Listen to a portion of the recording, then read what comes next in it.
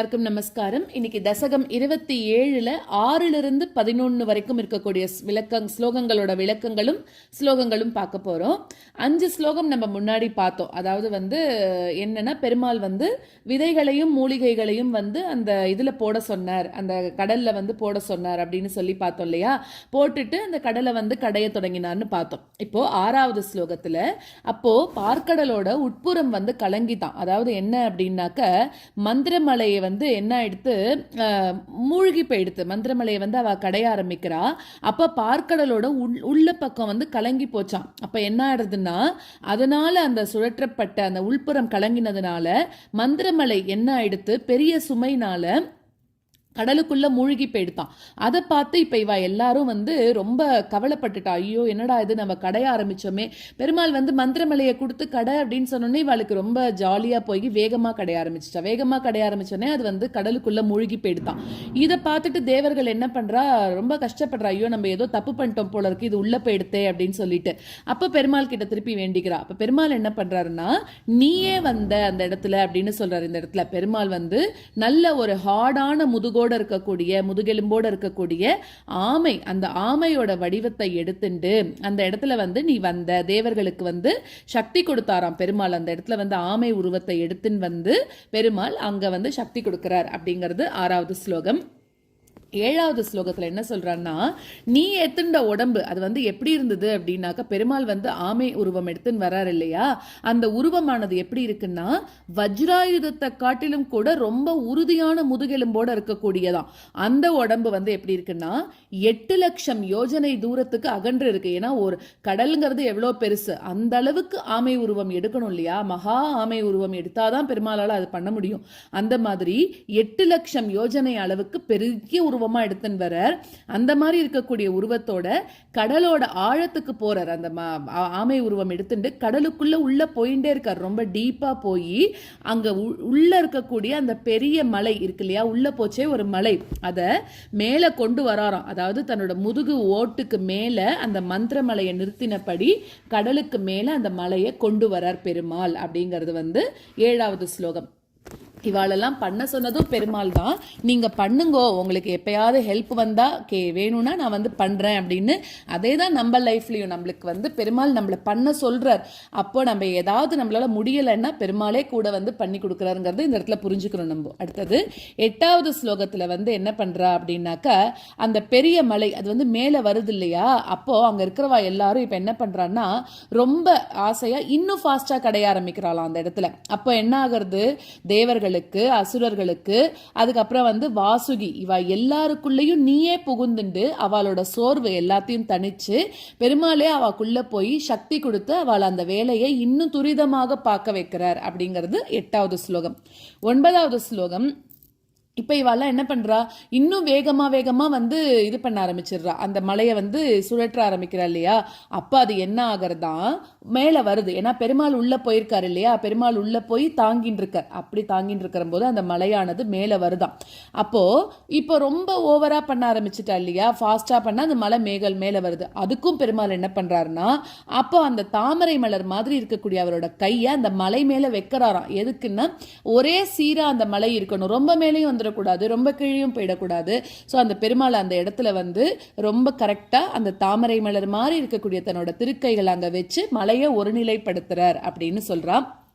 இந்த மாதிரியெல்லாம் பெருமாள் பண்றதை பார்த்து பிரம்மா, சிவன் இவா எல்லாரும் தங்களை மறந்தவர்களாகி அங்கேந்து அவளுக்கு மலர் மாறி பொழிய ஆரம்பிக்கிறாளாம். இது 9வது ஸ்லோகம். அடுத்தது 10வது ஸ்லோகத்துல என்ன ஆறுது அப்படின்னாக்க, இப்போ மலை மேல வந்துருது இல்லையா. மலை வரும்போது அசுரர்கள் தான் பாம்போட வாய்க்கிட்ட இருக்கா. அப்ப என்ன ஆறுது, அவளோட பாம்போட வாயிலேருந்து இப்போ இது வருது, விஷம் வர ஆரம்பிக்கிறது இல்லையா. அந்த ஒரு விஷக்காத்துனால என்ன ஆயிடுறதுன்னா, அசுரர்கள்லாம் சோர்ந்து போயிடுறாளாம் அந்த இடத்துல. அசுரர்கள் இருந்தாதான் தேவர்களுக்கு ஒரு பலம் இல்லையா, அந்த மலையை தொடர்ந்து கடையறதுக்கு. இப்ப அவ சோர்ந்து போனதுனால தேவர்கள் கூட்டம் என்ன ஆயிடுதுன்னா கொஞ்சம் வருந்தி போயிடுதான். ஐயோ நம்மளால கடைய முடியலையே அப்படின்னு சொல்லி வருந்துருதான்.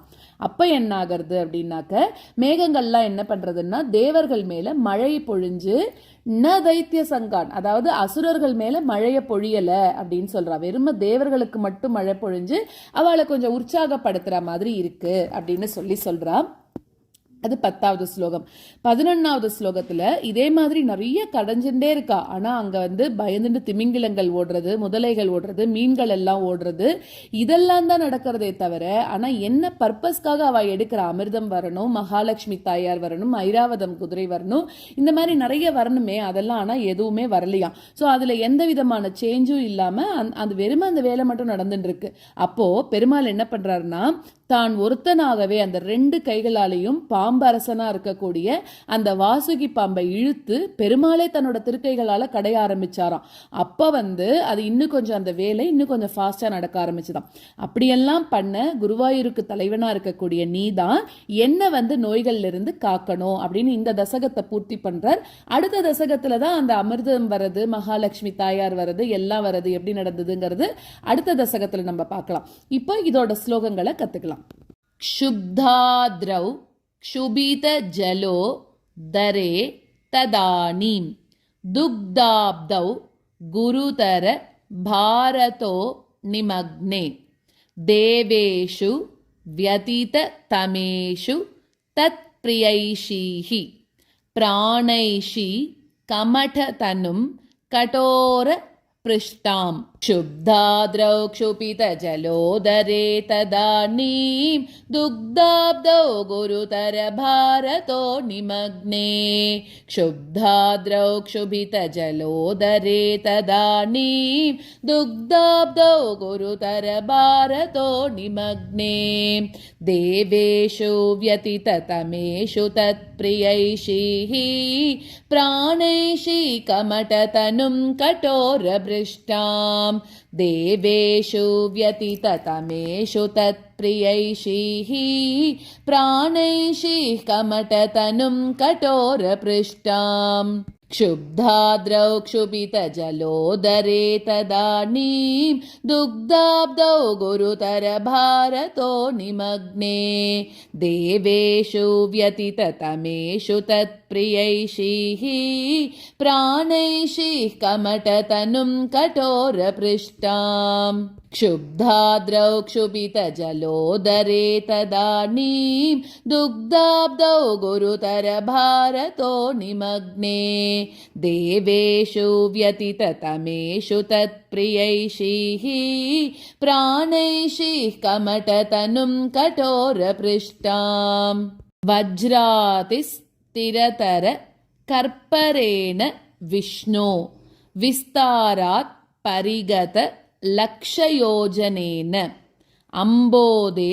कुहरगतेन वर्ष्मणात्वं निर्मग्नं क्षितिधर नाथमुन्निनेथ वज्रातिस्थिरतर कर्परेण विष्णो विस्तारात् परिगत लक्षयोजनेन वज्रातिस्थिरतर कर्परेण विष्णो विस्तारात् परिगत लक्षयोजनेन अम्बोधेः कुहरगतेन वर्ष्मणात्वं निर्मग्नं क्षितिधरनाथमुन्निनेत अम्बोधे कुहरगतेन वर्ष्मणात्वं निर्मग्नं क्षितिधरनाथमुन्निनेत वज्रातिस्थिरतर कर्परेण विष्णो विस्तारात् परिगत लक्षयोजनेन अम्बोदे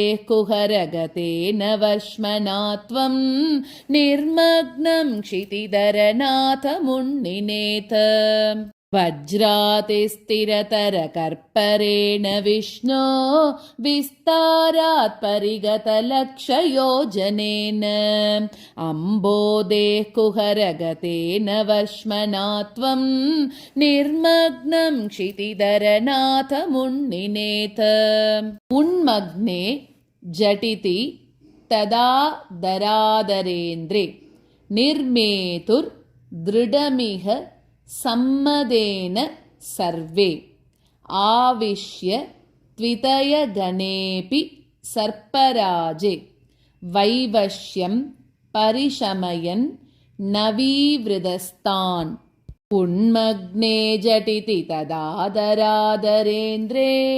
निर्मेतोर्दृढमिह सम्मदेन सर्वे उन्मग्ने झटिति तदादरादरेन्द्रे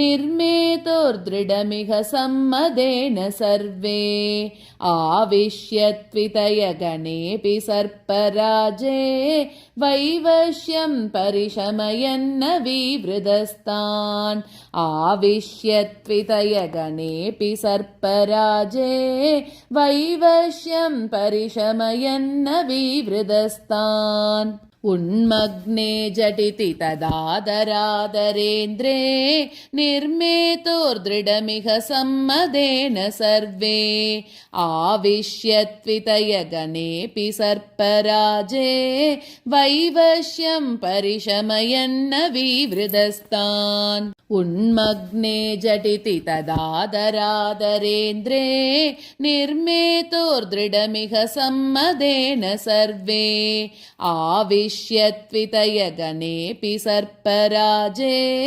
वैवश्यं परिशमयन्न विवृधस्तान् उद्धाम भ्रमण जवोन्न मद्गिरीन्द्र न्यस्तैक स्थिरतर हस्तपङ्कजं त्वाम् अभ्रान्ते विधिगिरिशाधय प्रमोदाद् उद्भ्रान्ता नुनुवुरुपात पुष्पवर्षाः उद्धामभ्रमणजवोन्नमद्गिरीन्द्र न्यस्तैकस्थिरतरहस्तपङ्कजं त्वाम् उद्धामभ्रमणजवोन्नमद्गिरीन्द्र न्यस्तैकस्थिरतरहस्तपङ्कजं त्वाम् अभ्रान्ते विधिगिरिशादय प्रमोदात् उद्भ्रान्ता नुनुवुरुपात पुष्पवर्षाः अभ्रान्ते विधिगिरिशादय प्रमोदात् उद्भ्रान्ता नुनुवुरुपात पुष्पवर्षाः उद्धामभ्रमणजवोन्नमद्गिरीन्द्र न्यस्तैकस्थिरतरहस्तपङ्कजं त्वाम् अभ्रान्ते विधिगिरिशादय प्रमोदात् उद्भ्रान्ता नुनुवुरुपात पुष्पवर्षाः उद्धामभ्रमणजवोन्नमद्गिरीन्द्र न्यस्तैकस्थिरतरहस्तपङ्कजं त्वाम् अभ्रान्ते विधिगिरिशादय प्रमोदात् उद्भ्रान्ता नुनुवुरुपात पुष्पवर्षाः दैत्यौगे भुजगमुखा नीलेन तप्ते तेनैव त्रिदशकुलेऽपि किञ्चिदार्ते कारुण्यात्तव किल देववारिवाहाः प्रावर्षन्नमरगणान् दैत्यसङ्गान् दैत्यौगे भुजगमुखा नीलेन तप्ते तेनैव त्रिदशकुलेऽपि किञ्चिदार्ते दैत्यौगे भुजगमुखा नीलेन तप्ते तेनैव त्रिदशकुलेऽपि किञ्चिदार्ते कारुण्यात्तव किल देववारिवाहाः प्रावर्षन्नमरगणान् दैत्यसङ्गान् कारुण्यात्तव किल देववारिवाहाः प्रावर्षन्नमरगणान् दैत्यसङ्गान् दैत्यौगे भुजगमुखा नीलेन तप्ते तेनैव त्रिदशकुलेऽपि किञ्चिदार्ते कारुण्यात्तव किल देववारिवाहाः प्रावर्षन्नमरगणान् दैत्यसङ्गान् दैत्यौगे भुजगमुखा नीलेन तप्ते तेनैव त्रिदशकुलेऽपि किञ्चिदार्ते कारुण्यात्तव किल देववारिवाहाः प्रावर्षन्नमरगणान् दैत्यसङ्गान् उद्भ्राम्यत् बहुतिमिनक्र चक्रवाले तत्राब्धौ चिरमथि तेऽपि निर्विकारे एकस्त्वं करयुग कृष्ट सर्पराजः सम्राजन् पवनपुरेश पाहि रोगात् उद्भ्राम्यद्बहुतिमिनक्रचक्रवाले तत्राब्दौ चिरमति तेऽपि निर्विकारे उद्भ्राम्यद्बहुतिमिनक्रचक्रवाले तत्राब्दौ चिरमति तेऽपि निर्विकारे एकस्त्वं करयुगकृश्च सर्पराजः सम्राजन् पवनपुरेश पाहि रोगात् एकस्त्वं करयुगकृष्ट सर्पराजः सम्राजन् पवनपुरेश पाहि रोगात् उद्भ्राम्यद्बहुतिमिनक्रचक्रवाले तत्राब्धौ चिरमति तेऽपि निर्विकारे एकस्त्वं करयुगकृष्ट सर्पराजः सम्राजन् पवनपुरेश पाहि रोगात् उद्भ्राम्यद्बहुतिमिनक्रचक्रवाले तत्राब्धौ चिरमति तेऽपि निर्विकारे एकस्त्वं करयुगकृष्ट सर्पराजः सम्राजन् पवनपुरेश पाहि रोगात् नारायण अखिल गुरो भगवन्नमस्ते सर्वत्र गोविन्दनाम संकीर्तनं गोविन्द गोविन्द।